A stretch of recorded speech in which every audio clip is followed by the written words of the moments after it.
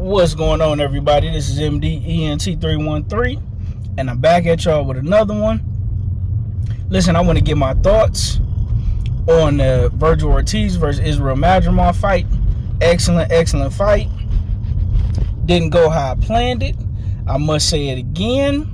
I'm 0-3 in my fight predictions because not only did I pick Israil Madrimov to beat Vergil Ortiz, I picked Israil Madrimov to stop Vergil Ortiz.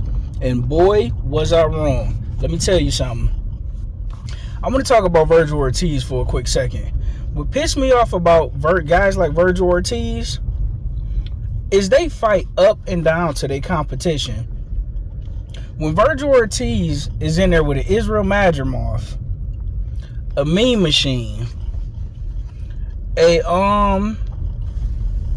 another quality fighter, he put on some of his best performance and best work. But when Vergil Ortiz is in there with a Michael McKinnison, when he's in there with a Serhat Boachuk, you looking at him like, this all you got? This is this the real Vergil Ortiz in there? So you don't know how to judge him, right? And you know what other fighters got that same problem? Tyson Fury and Teofimo Lopez, right?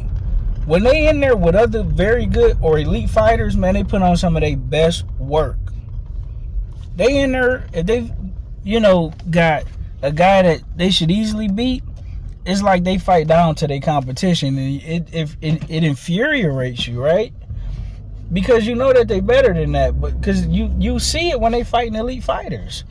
And listen, Vergil Ortiz is quietly putting together a stellar resume. I got to give Vergil Ortiz his credit. He's putting together an amazing resume. And I also got to give him credit too, because Vergil Ortiz and Jaron Ennis was supposed to be the next super fighter at welterweight. But Vergil Ortiz, he was struggling to make the weight. I think he stayed down at 140 pounds for too long. That he had a brief stop at 47, and now he's at 54. And listen, to take an Israil Madrimov fight after Terrence Crawford, he gave Terrence Crawford a pretty good fight, even though I still had Terrence Crawford winning 8-4.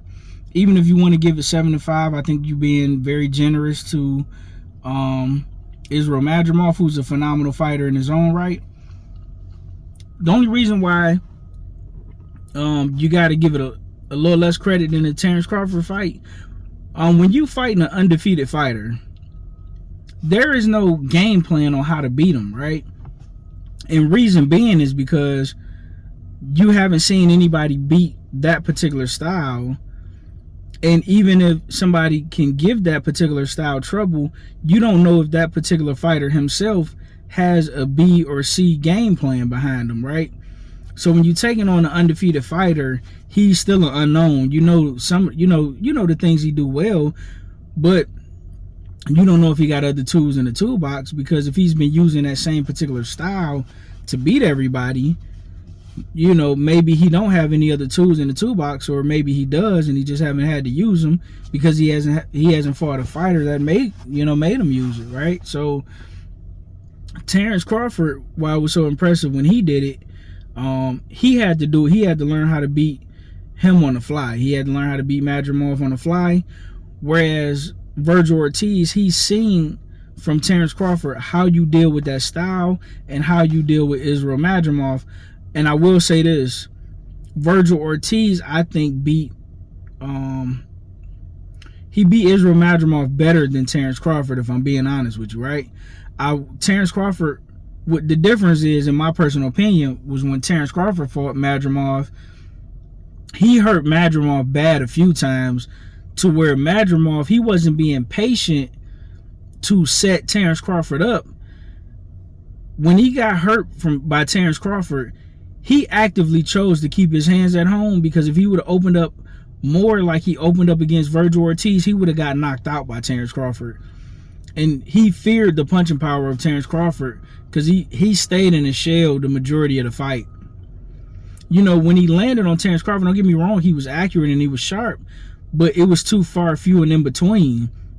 Whereas when he fought Vergil Ortiz, he didn't fear the punching power of Vergil Ortiz in the same light that he feared Terrence Crawford power.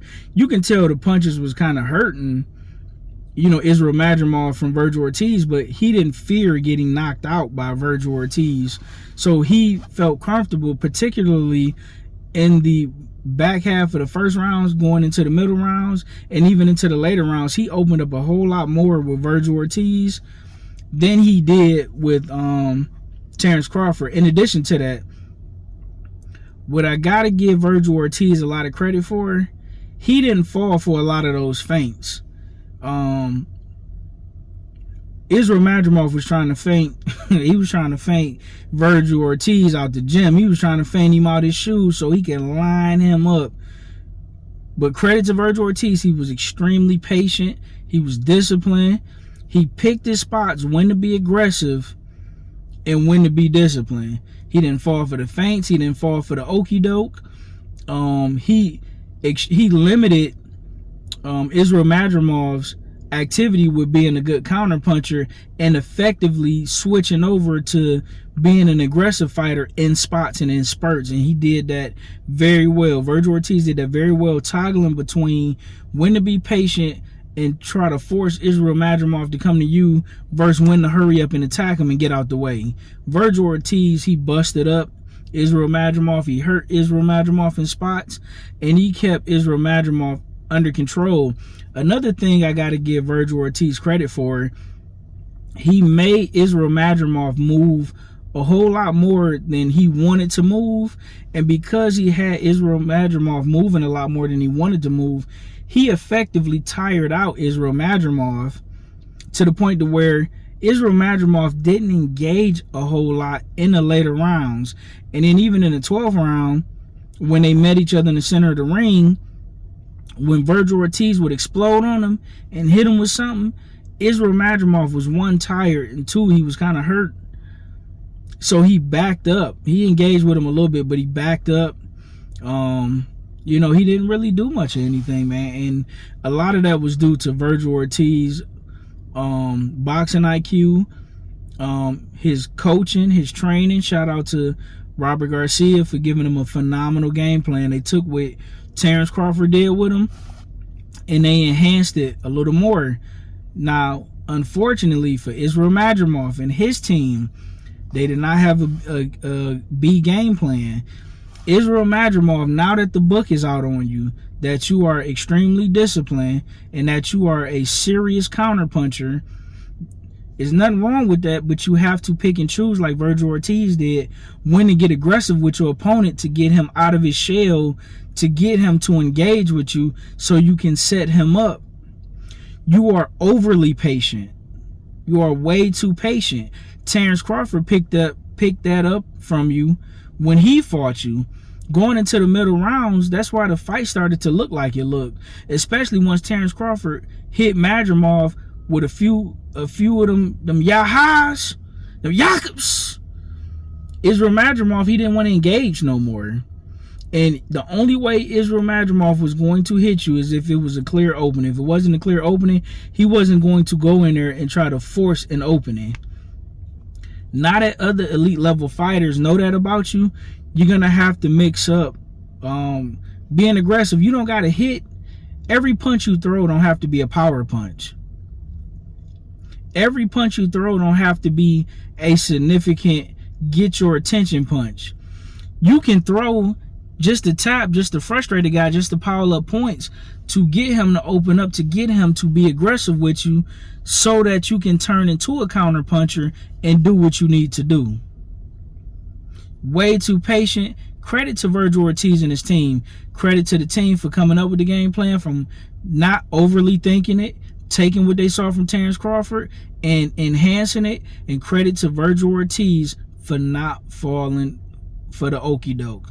I don't care how good the game plan that your coach put together, you still have to go out there and execute it. Vergil Ortiz did a phenomenal job of not doing too much and doing exactly what he needed to do. Phenomenal performance from Vergil Ortiz. And with that being said, ladies and gentlemen, I'm out. Peace.